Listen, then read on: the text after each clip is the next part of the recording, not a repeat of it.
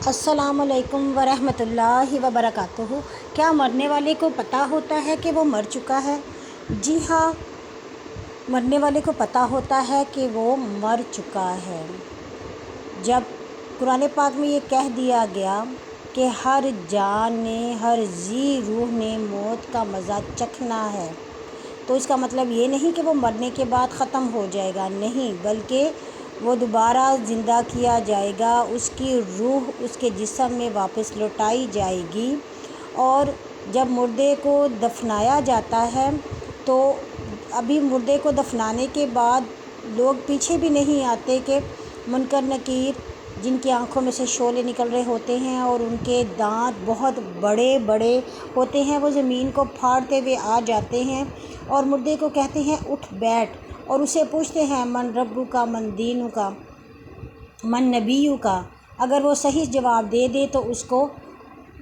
پہلے جہنم کی طرف سے کھڑکی کھولی جاتی ہے، اس میں سے آگ کی لپٹیں آتی ہیں اور پھر اس کو بند کر دیا جاتا ہے، اور نیک کو کہا جاتا ہے کہ تم یہاں آرام سے سو جاؤ جیسے نئی نویلی دلہن سوتی ہے۔ اور اگر کوئی بدکار ہوتا ہے تو پہلے اسے جنت کی طرف سے کھڑکی کھولی جاتی ہے جس میں سے خوشبوئیں آتی ہیں اور ٹھنڈی ہوائیں آتی ہیں، لیکن بعد میں اس کو بند کر دیا جاتا ہے، اور جہنم کی طرف سے کھڑکی کھول دی جاتی ہے اور اس پر ایسے اژدھے مقرر کر دیے جاتے ہیں کہ جو اس پر پھنکار مارے تو کبھی زمین پر گھاس ہی نہ اگے،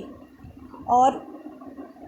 ان پر ایسے بچھو نافذ کر دیے جاتے ہیں جو کہ خچر سے بھی بڑے ہوتے ہیں، اور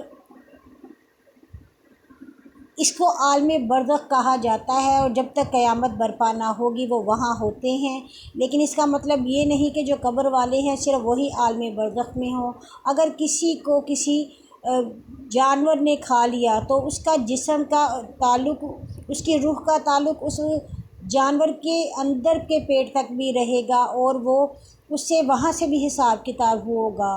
اور جب مردہ مر جاتا ہے تو وہ ایک قسم کا ایسے ہی سوچ رہا ہوتا ہے کہ جیسے اس نے کوئی خواب دیکھا تھا کہ یہ فلاں میرا گھر تھا، یا فلاں یہ میرے بیوی بچے تھے، اور جب تک اس کو دفنایا نہیں جاتا وہ بہت شور ڈالتا ہے کہ مجھے کہاں لے کے جا رہے ہو، مجھے کیا کر رہے ہو، لیکن انسان اس کی شور و غوغا کو نہیں سن سکتے۔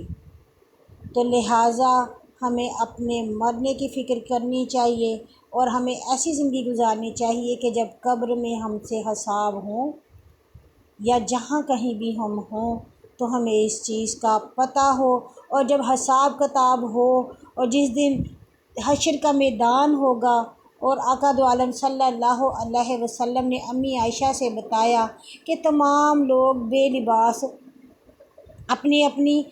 مرگاہ جہاں سے وہ قبر تھی یا جہاں پہ وہ دلدل میں دفن تھے یا جہاں پہ بھی وہ مرے تھے وہاں سے وہ اکٹھے کیے جائیں گے اور وہ بھاگتے ہوئے میدان حشر میں آ جائیں گے، جسے میدان عرفات بھی کہا جاتا ہے۔ اللہ پاک کا عرش 8 فرشتوں نے اٹھایا ہوگا اور تمام لوگ اپنے پسینے میں ڈوبے ہوں گے، کوئی جس نے جو گناہ کیے ہوں گے، کوئی اپنے پاؤں تک کے پسینے میں، کوئی ٹخنوں کے، کوئی گھٹنوں کے، کوئی